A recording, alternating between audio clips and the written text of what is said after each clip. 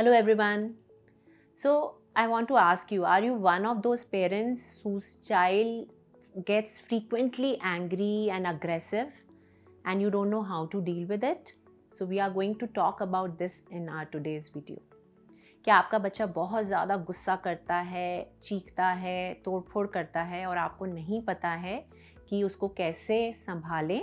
तो ये वीडियो आपके लिए है. प्लीज़ एंड तक बने रहिएगा.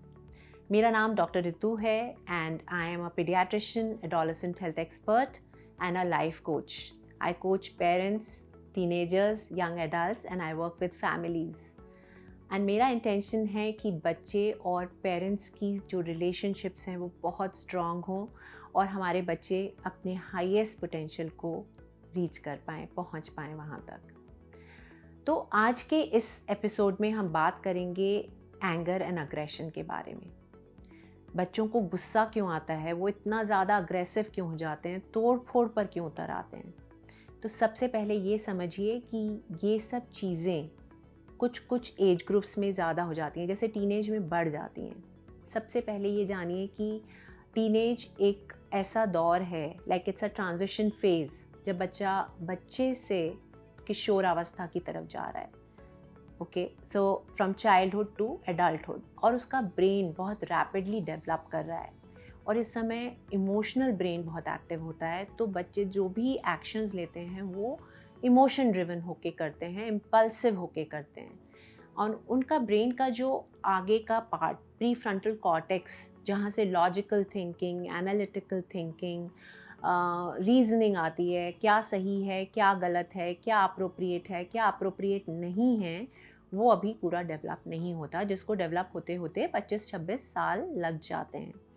तो हमारे बच्चे इस एज में जब प्यूबर्टी की तरफ जा रहे होते हैं तो वो फिज़िकली ग्रो कर रहे हैं, बॉडी मतलब उनके बॉडीली चेंजेस हो रहे हैं, उनको बहुत सारे हार्मोनल चेंजेस हो रहे हैं, केमिकल चेंजेस हो रहे हैं, और इमोशनल ब्रेन एक्टिव है तो इमोशनली वो बहुत फ्रेजाइल हैं. सो ये सब चीज़, एंड प्लस पीयर प्रेशर है, बहुत सारे सोसाइटल प्रेशर्स हैं, पेरेंटल प्रेशर है. इस सब की वजह से भी बच्चों के बहुत मूड स्विंग्स होते हैं और इमोशंस को मैनेज करना उनके लिए मुश्किल होता है. एंड एंगर हो, अग्रेशन हो, इट्स जस्ट एन इमोशन, है ना. और अगर एंगर हमें लगता है कि इट्स एन इनअप्रोप्रिएट वे, तो पहले तो सबसे पहली चीज़ ये जानिए कि वो एक इमोशन है, उसमें सही गलत कुछ नहीं है. बट हाँ, जिस तरह से बच्चा एक्सप्रेस कर रहा है वो बेटर वे में कर सकता है. और क्या चीज़ है ये जानिए कि जो बच्चों को बहुत ज़्यादा गुस्सा आ रहा है, वो अग्रेसिव हो रहे हैं, तो उसके पीछे कुछ ना कुछ रीज़न है, कुछ अनएक्सप्रेस्ड या अनमेट नीड है और वो उनको किसी और तरीके से उसको एक्सप्रेस करना नहीं आता है. So first and foremost, you should understand what is expected in this age group. So that will make your life easier, right? Secondly, जब भी आपका बच्चा बहुत गुस्सा है, बहुत अग्रेसिव है, अग्रेशन में आ रहा है, कुछ ऐसा कर रहा है, तो सबसे पहले ज़रूरत है कि आप बहुत काम रहिए, आप कंपोज रहिए, आप अपना संतुलन बना के रहिए. Self control at your level is very very important. देखिए, अक्सर क्या होता है कि अगर बच्चा गुस्सा हो रहा है, चीख रहा है, येल कर मतलब आपके ऊपर चिल्ला रहा है, तो आपका क्या रिएक्शन होता है, ये किस तरह से बात कर रहे हो, ऐसे क्या तरीका है मुझसे बात करने का, डोंट टॉक टू मी और गो टू योर रूम, या मैं तुम्हारा 2 दिन के लिए फ़ोन ले लूँगी. इस तरह की कुछ बातें अक्सर पेरेंट्स करते हैं. और इससे क्या होता है कि इससे कुछ बात आपको लगता है कोई फ़र्क पड़ता है, मे बी नहीं, मे बी पड़ता भी हो तो वो टेम्पररी होता है, but not a long term thing, right. उससे क्या हुआ कि हम सिर्फ अपनी अथॉरिटी दिखाने की कोशिश कर रहे हैं, बच्चे को कंट्रोल करने की कोशिश कर रहे हैं, बट कहीं पर भी उसका लाइक प्रॉब्लम सॉल्विंग नहीं हो रही है. वो गुस्सा आ क्यों रहा है वो हम एड्रेस नहीं कर रहे हैं. So first and foremost, it's required that you stay in control, you stay calm and composed.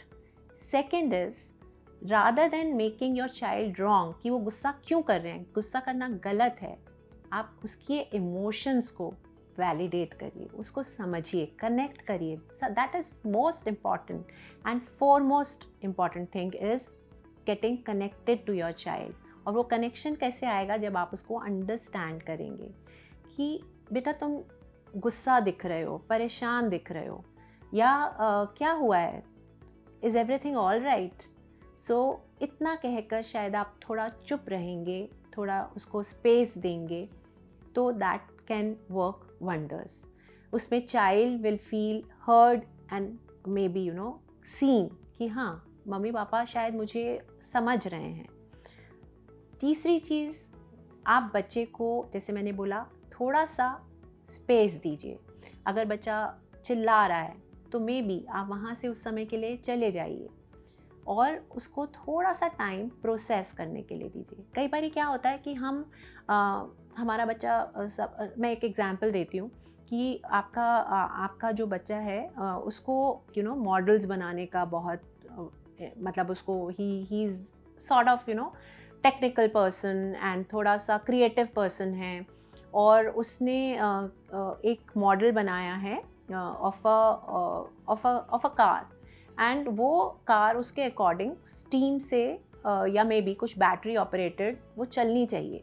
उसने बहुत मेहनत की, 2-3 दिन लगाए उसको बनाने में, and suddenly you hear a voice, मतलब हिज वॉइस, और that he is shouting, he is yelling, और वो उसको कार को ऐसे लगता है कि कुछ तोड़ फोड़ कर रहा है, और आप देखते हैं वो उस कार को तोड़ रहा है जो उसने इतनी 2-3 दिन से मेहनत करके बनाई थी. एंड आपको लगता है अरे ये क्या कर रहे हो तुम, इस कार को क्यों तोड़ रहे हो, तुम्हारा दिमाग ख़राब हो गया है, या मे बी और या आप देखते हैं उसकी जगह पे वो रो रहा है, तो आप उसको बोलते हो अच्छा बेटा कोई बात नहीं, चलो कार टूट गई ना, अरे इसमें क्या बड़ी बात है, दोबारा बना लेना, या देखो तुमने कितनी मेहनत की थी. तो या तो आप बच्चे को रेस्क्यू करने की कोशिश कर रहे हो, कंसोल करने की कोशिश कर रहे हो, या उसको उसके जो नुकसान हुआ है उसको आप छोटा बना रहे हो, या उसका गुस्से को गलत बना रहे हो. तो उस सिचुएशन में बच्चा आपसे बिल्कुल डिस्कनेक्ट हो जाएगा और बिल्कुल आपसे क्लोज भी हो जाएगा, कुछ शेयर नहीं करेगा, बिकॉज उसको लगेगा कि मुझे कोई समझ नहीं रहा. प्रॉबेबली उस समय आपके बच्चे को बहुत बुरा लग रहा है, वो अपने आप को बीटअप कर रहा है, वो मे बी वो स्कूल में पढ़ाई में बहुत अच्छा नहीं है, या मे बी उसके बहुत सारे फ्रेंड्स नहीं हैं, और वो इस क्रिएटिव वे में अपने आप को एक आउटलेट उसके लिए रहता है, और वो सोचता है मैं इस चीज़ में तो बहुत अच्छा हूँ, इसमें आई कैन नॉट फेल, और वो उसमें भी फेल हो गया. तो उसके लिए वो बहुत डिसअपॉइंटिंग चीज़ होती है, और उस समय आप उसके जो उसके इमोशंस हैं या जो उसका एक्सपीरियंस है उसको आप छोटा भी नहीं बना सकते, और उसको आप वहाँ पे मतलब उसको छोटा नहीं कर सकते हैं, राइट. तो उस समय आपको सिर्फ ये मतलब मे बी या तो आप उसको थोड़ा सा देर दे देंगे, उसके पास सिर्फ बैठ जाएंगे और उसको देखेंगे कि I can see that you are disappointed, you are frustrated. उसके जो एफ़र्ट्स हैं उसको एक्नॉलेज करेंगे कि तुम 2-3 दिन से इसमें लगे हुए थे और ये वैसी नहीं बनी जैसी तुम चाहते थे. तो I mean and I can understand, बस इतना बोलकर एंड आप बोल सकते हैं कि see I am here, if you need anything from me I am available, just take your time and when you are ready we can talk about it. Okay, so maybe थोड़ी देर में बच्चा आपके पास खुद से खुद आ जाएगा और शेयर करेगा, उसका एक्सपीरियंस शेयर करेगा. सो आप अगेन आपने देखा कि आपने उसके फीलिंग्स को, उसके इमोशंस को वैलिडेट किया और उससे कैसे डिफरेंस मेक हो सकता है. तीसरी चीज़ है कि कुछ आपको एट द सेम टाइम, देखिए घर में अगर आपका बच्चा कुछ चीज़ तोड़ फोड़ कर रहा है, नुकसान पहुंचा रहा है खुद को या किसी और को गुस्से में, तो वहाँ पर आपको पहले से बाउंड्रीज़ एक तो अपने घर में बनानी है. पहले से बोलना है कि घर में yelling is not allowed, shout करना अलाउड नहीं है, आपको चीज़ें तोड़ फोड़ करना अलाउड नहीं है, और उसके कुछ कॉन्सिक्वेंसेस म्यूचुअल डिस्कशन के बाद पहले से रखिए कि देखो अगर तुमने कुछ तोड़ा मे बी, एंड आप बच्चे को अलाउंस देते हैं, कुछ मंथली अलाउंस देते हैं, पॉकेट मनी देते हैं, तो फिर तुम्हारी वो पॉकेट मनी उसमें सब जाएगी and to replace that, right. या आपने बच्चे ने किसी पे चिल्लाया, तो हमारे घर में चिल्लाना अलाउड नहीं है, या किसी पर भी आप चिल्लाओगे तो मे बी उस दिन के लिए आप उस पर्सन से नहीं बात कर सकते, या समथिंग लाइक दैट, राइट. सो जिससे the child will be more careful in future while doing, and वो चीज़ को जो भी आपने रूल्स कॉन्सिक्वेंसेस सेट किए उनको कंसिस्टेंटली फॉलो भी करिए, वो भी बहुत इम्पॉर्टेंट है।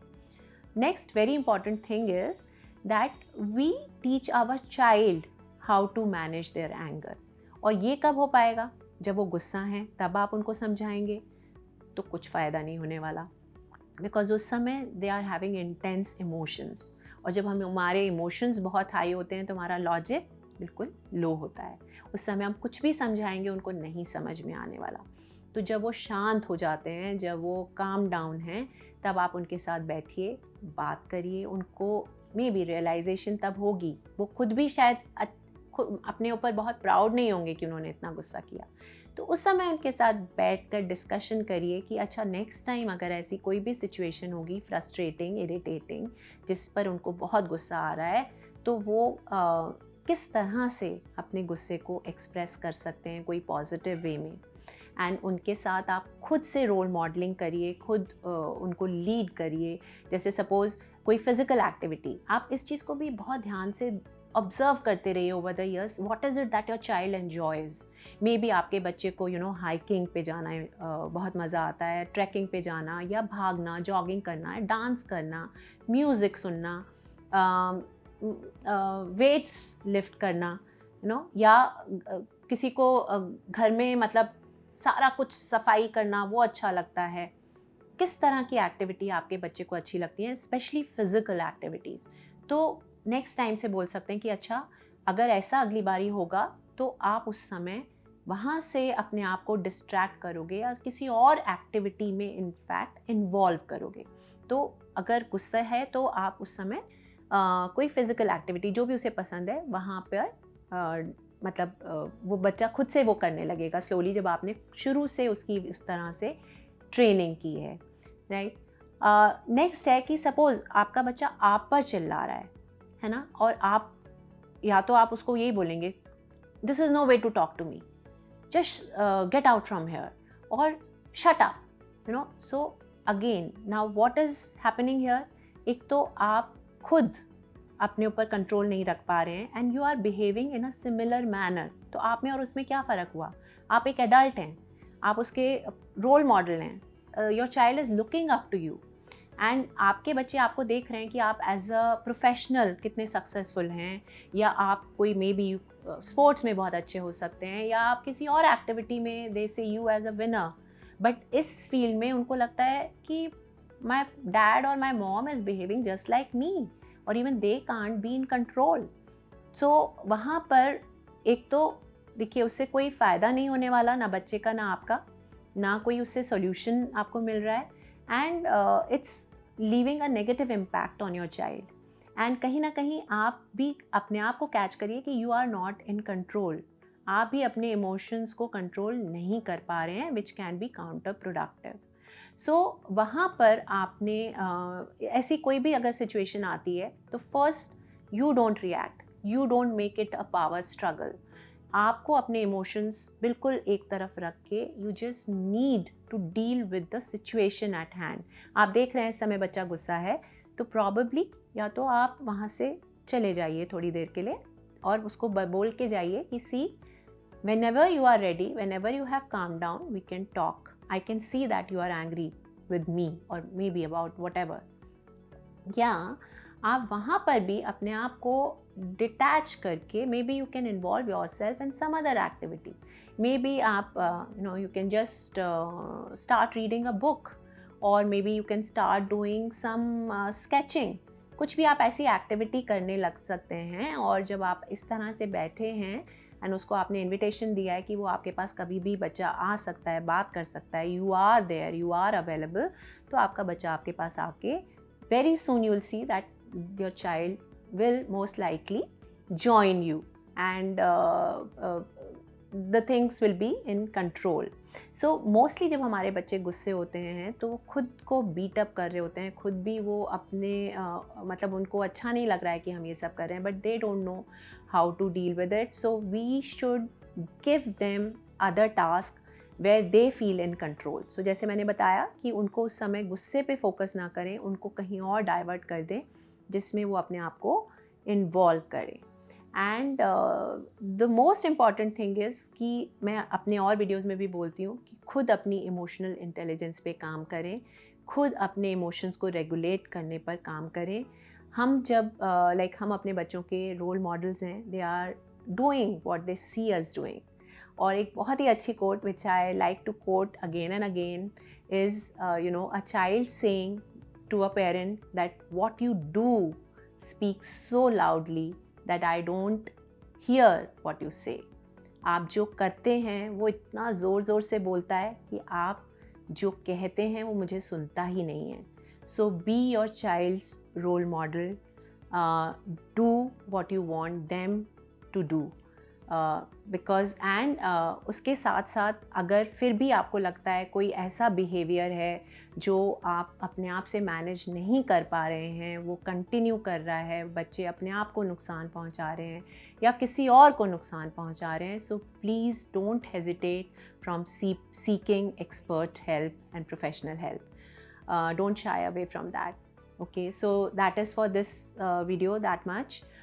If you like the video, if you found it of value, please don't forget to like it and share it with other parents. And अगर आपको कोई भी ऐसे concerns हैं एंगर अग्रेशन को लेकर या कोई और concerns आपके टीनेज बच्चों के साथ या छोटे बच्चों के साथ भी, so you can mention them in the message box and I will try my best to address them. If you have not subscribed for my channel yet, please do so now. Thank you and see you soon again.